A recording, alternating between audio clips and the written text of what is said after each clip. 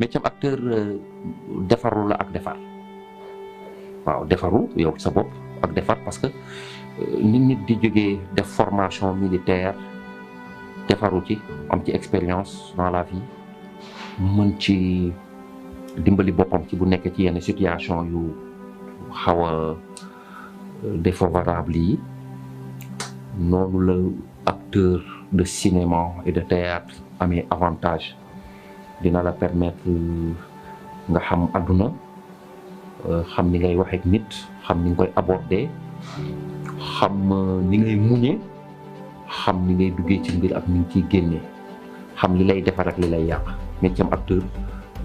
ku ci dugg loolu moo ci li gën a essentiel loolu mooy li gën a am solo comme li ma sam papa doon wax ni mbir boo ci duggee bul ci njëkk a xool alal bi xoolal xam-xam man sama doom